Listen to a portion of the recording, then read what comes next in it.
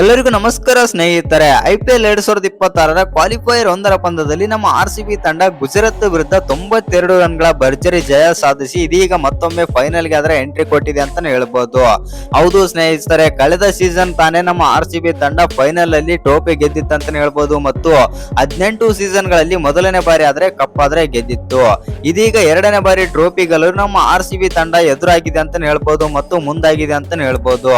ಇಲ್ಲಿ ಒಂದು ನಾವು ಗಮನಿಸಬೇಕಾದ ವಿಚಾರ ಏನಂತಂದ್ರೆ ನಮ್ಮ RCB ತಂಡ ಬಂದ್ಬಿಟ್ಟು ಇದೀಗ 19 ಸೀಸನ್ ಗಳಾದ್ರೆ ಕಂಪ್ಲೀಟ್ ಮಾಡೋಕೆ ಮುಂದಾಗಿದೆ ಅಂತಾನೆ ಹೇಳ್ಬೋದು. IPL ಅಲ್ಲಿ 19 ಸೀಸನ್ ಗಳಲ್ಲಿ 9 ಸೀಸನ್ ಗಳಲ್ಲಿ ನಮ್ಮ ವಿರಾಟ್ ಕೊಹ್ಲಿ ನಾಯಕನ ಪಾತ್ರ ಆದ್ರೆ ನಿಭಾಯಿಸಿದ್ದಾರೆ ನಮ್ಮ RCB ತಂಡಕ್ಕೆ. ಇನ್ನು 9 ಸೀಸನ್ ಗಳಲ್ಲಿ ಹೇಳಿಕೊಳ್ಳುವಂತ ಕ್ಯಾಪ್ಟನ್ಸ್ ಏನೋ ಮಾಡಿದ್ರು, ಆದ್ರೆ ಸಕ್ಸಸ್ ಆದ್ರೆ ಸಿಗ್ಲಿಲ್ಲ ನಮ್ಮ ಕಿಂಗ್ ಕೊಹ್ಲಿಗೆ. ಹೌದು ಸ್ನೇಹಿತರೆ, ಒಂದೇ ಒಂದು ಬಾರಿನೂ ಕೂಡ ಟ್ರೋಫಿ ಗೆಲ್ಲಲು ಸಾಧ್ಯವಾಗಲಿಲ್ಲ ನಮ್ಮ ವಿರಾಟ್ ಕೊಹ್ಲಿ ನಾಯಕತ್ವದಲ್ಲಿ ನಮ್ಮ RCB ತಂಡ. 2016ರಲ್ಲಿ ನಾವು ಗೆಲ್ತೀವಿ ಅಂತ ಅಂದುಕೊಂಡಿರುವ ಪಂದ್ಯವನ್ನಾದ್ರೆ ಸೋತು ಬಿಡ್ತೀವಿ ಅಂತ ಹೇಳ್ಬೋದು SRH ವಿರುದ್ಧ.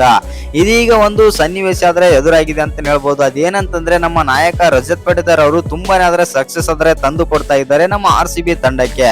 ಇನ್ನು ಎಸ್ಪೆಷಲಿ ಹೇಳ್ಬೇಕಂತಂದ್ರೆ ನಮ್ಮ RCB ತಂಡ ಬ್ಯಾಕ್ ಟು ಬ್ಯಾಕ್ ಟ್ರೋಫಿ ಗೆಲ್ಲಲು ಇದೀಗ ಒಂದ್ ಹೆಜ್ಜೆ ಮುಂದಿಟ್ಟಿದೆ ಅಂತಾನೆ ಹೇಳ್ಬೋದು. ಇನ್ನು ಗುಜರಾತ್ ವಿರುದ್ಧ ನಮ್ಮ RCB ತಂಡ ಭರ್ಜರಿಯಾಗಿ 92 ರನ್ಗಳಿಂದ ಗೆದ್ದು ಫೈನಲ್ ಗೆ ಹೋದ ತಕ್ಷಣವೇ ನಮ್ಮ RCBಯ ಮಾಜಿ ನಾಯಕ ಆಗಿರುವಂತ ಕಿಂಗ್ ಕೊಹ್ಲಿ ಅವರು ಏನೆಲ್ಲ ಮಾತನಾಡಿದ್ದಾರೆ, ಏನೆಲ್ಲ ಹೇಳಿದ್ದಾರೆ RCBಯ ಬಗ್ಗೆ ಮತ್ತು ನಾಯಕ ರಜತ್ ಪಟಿದಾರ್ ಅವರ ಬಗ್ಗೆ ಅಂತ ತಿಳ್ಕೊಂಬರೋಣ ಬನ್ನಿ. ಅದಕ್ಕಿಂತ ಮುಂಚೆ ನೀವೇನಾದ್ರೂ ಚಾನಲ್ಗೆ ಸಬ್ಸ್ಕ್ರೈಬ್ ಮಾಡ್ಕೊಳ್ಳೋದು ಹಾಗೆ ನೋಡ್ತಿದ್ರೆ ಸಬ್ಸ್ಕ್ರೈಬ್ ಮಾಡ್ಕೊಂಡು ಬೆಲ್ ಐಕಾನ್ ಅನ್ನ ಆಲ್ ಇಟ್ಕೊಳ್ಳಿ. ಹಾಗೆ ಮರಿದೆ ವಿಡಿಯೋಗೊಂದು ಲೈಕ್ ಕೊಡೋದನ್ನ ಕೂಡ ಮರಿಬೇಡಿ. ಇನ್ನು ನಮ್ಮ RCB ತಂಡ ಈ ಬಾರಿ ಮತ್ತೊಮ್ಮೆ IPL ಟ್ರೋಫಿ ಗೆಲ್ಲುತ್ತಲ್ವಂತ ಕಮೆಂಟ್ ಮಾಡೋದನ್ನ ಮರಿಬೇಡಿ. ಹೌದು ಸ್ನೇಹಿತರೆ, ಮೊದಲನೇ ಕ್ವಾಲಿಫೈಯರ್ ಪಂದ್ಯದಲ್ಲಿ ನಮ್ಮ RCB ತಂಡ ಗೆದ್ದು ಇದೀಗ ಫೈನಲ್ ಗಾದ್ರೆ ಎಂಟ್ರಿ ಕೊಟ್ಟಿದೆ.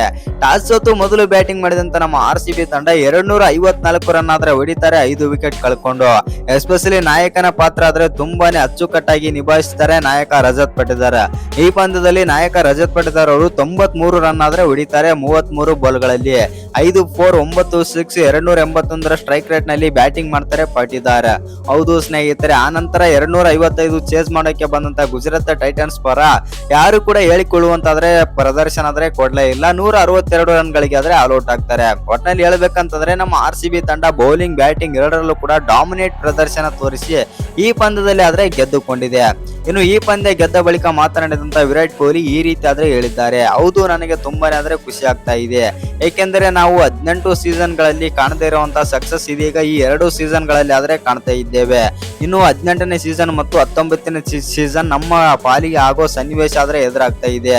ಏಕೆಂದ್ರೆ 18ನೇ ಸೀಸನ್ ಅಲ್ಲಿ ನಾವು ಟ್ರೋಫಿ ಆದ್ರೆ ಗೆದ್ದಿದ್ದೆವು. ಇನ್ನು ಈ ಸೀಸನ್ ಅಲ್ಲೂ ಕೂಡ ನಾವು ಫೈನಲ್ ಗಾದ್ರೆ ಎಂಟ್ರಿ ಕೊಟ್ಟಿದ್ದೇವೆ ಮತ್ತು ಒಳ್ಳೆಯ ತಂಡ ಕೂಡ ಇದೆ. ಇನ್ನೊಂದು ಏನಂತಂದ್ರೆ ನಮ್ಮಲ್ಲಿ ಸಕ್ಸಸ್ಫುಲ್ ನಾಯಕನು ಕೂಡ ಸಿಕ್ಕಿದ್ದಾನೆ ಮತ್ತು ಪಾಟೀದಾರ್ ಅವರು ತುಂಬಾನೇ ಆದ್ರೆ ಅವ್ರ ಹತ್ರ ತುಂಬಾನೇ ಆದ್ರೆ ಲಕ್ ಇದೆ. ಆ ಕಾರಣದಿಂದಾಗಿ ನಾವು ಈ ಬಾರಿ ಮತ್ತೊಮ್ಮೆ ಟ್ರೋಫಿ ಗೆದ್ರು ಅಚ್ಚರಿ ಇಲ್ಲ ಅಂತಂದು ವಿರಾಟ್ ಕೊಹ್ಲಿ ನಗು ನಗುತ್ತಾದ್ರೆ ಮಾತಾಡ್ತಾರೆ ಅಂತಾನೆ ಹೇಳ್ಬೋದು. ಇನ್ನು ಈ ವಿಡಿಯೋ ಇಷ್ಟ ಆಗಿದ್ರೆ ಒಂದ್ ಲೈಕ್ ಮಾಡಿ, ಶೇರ್ ಮಾಡಿ. ಹಾಗೆ ಇನ್ನು ಯಾರು ಚಾನಲ್ಗೆ ಸಬ್ಸ್ಕ್ರೈಬ್ ಮಾಡ್ಕೊಂಡಿಲ್ಲ ಸಬ್ಸ್ಕ್ರೈಬ್ ಮಾಡ್ಕೊಂಡು ಬೆಲ್ ಐಕಾನ್ ಅನ್ನ ಆಲ್ ಇಟ್ಕೊಳ್ಳಿ. ಹಾಗೆ ಮರಿದೆ ವಿಡಿಯೋಗೊಂದು ಲೈಕ್ ಕೊಡೋದನ್ನ ಕೂಡ ಮರಿಬೇಡಿ.